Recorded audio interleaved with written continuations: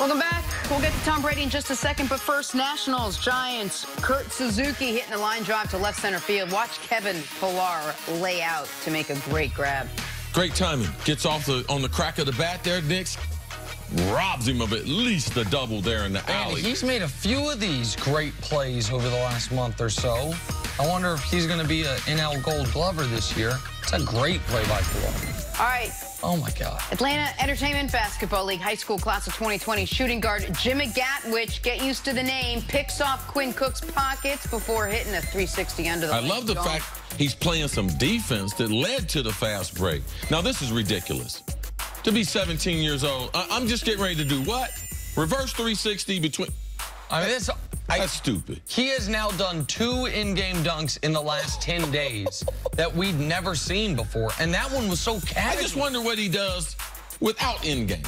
Right. What type of spectacularness would come out of him? Oh! Speaking of spectacularness, University of Wisconsin wideout Aaron Cruikshank with an OBJ-like one-handed catch. Now, Wisconsin's got some good football players. Typically, it's not their wide receivers. We actually had one of their greater defensive backs on the show today, Troy Vincent, great Wisconsin Badger.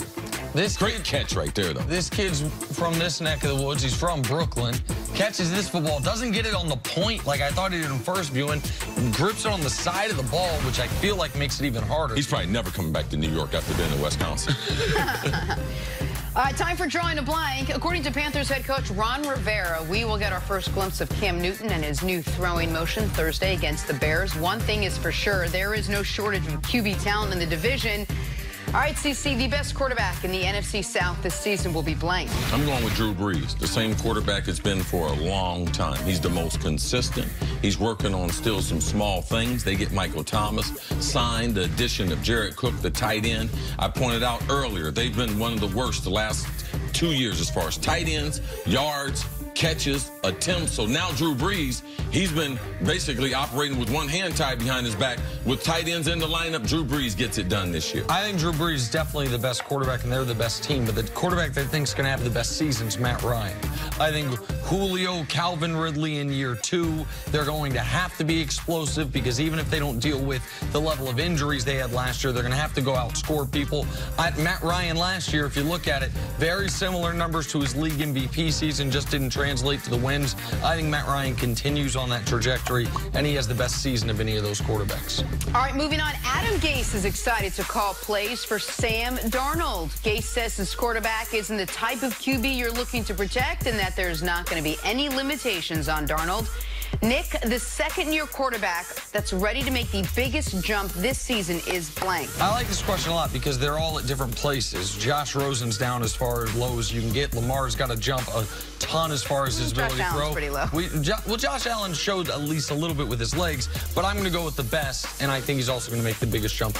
Baker was the best last year. I also think he's going to have the biggest improvement from really good starter to potential league MVP candidate in year 2. Yeah, I think all these quarterbacks that you mentioned, all of them, the second year will be so much easier.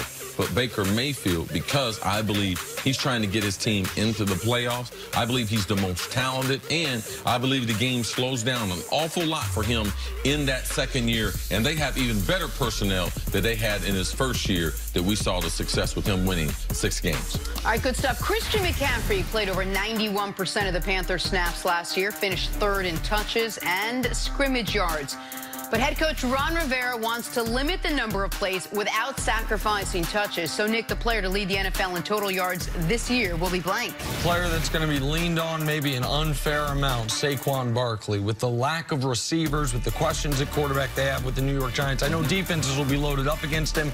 I think he's good enough to still make him pay.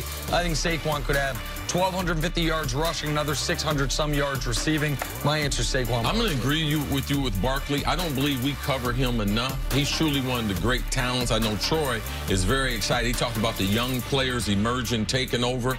I'm going to go with Barkley also. Phenomenal. I didn't expect him to be as consistent 1 to 3 downs. I thought that you'd have to give him a blow. They didn't utilize him that way at Penn State. Also utilize him on some special teams. So to see him play in some primetime games against some great defenses, I want to see how he builds on it. But I do believe he is getting ready to put together a run over the next 8 to 10 years that one of the great running backs in the history of the game that we've seen. Be fun to watch. All right, turns out that Tom Brady's extension wasn't really much of an extension after all. Brady's new deal will give him some new money, but he'll still be a free agent after this season. So, CC, the quarterback in the last year of his deal, most primed for success is blank. I think it's the one that we don't cover and we forget about, and it's Phillip Rivers. I believe that the Rams, the Rams, they get all the attention there in Los Angeles. But right now, I believe that the team in Los Angeles is a better team than the Chargers. They are a better football team. Top to bottom, they might have the most talented roster. So Phillip Rivers, he's very, very comfortable. He's got like 30 kids. He don't care. No type of pressure. He told them, hey, I don't mind. At this stage, everyone's playing year to year. So Phillip Rivers, just watch him. I do believe that they can win 12 games this season again. Rivers' wife said, we're going to keep having kids till you beat Tom Brady. He's been trying for 15 years, just can't do it. I'm going to go Drew Brees. I think that Saints team's the best team in the NFC. I think they are the most likely team in the NFC as we sit here today to finally, again, represent that conference in the Super Bowl. So I think his team and individually most primed for success, Drew Brees. Football right around the corner. Getting excited. Coming up, is Dak doomed if Zeke is still a no-show by week 1? That is next on First Things First.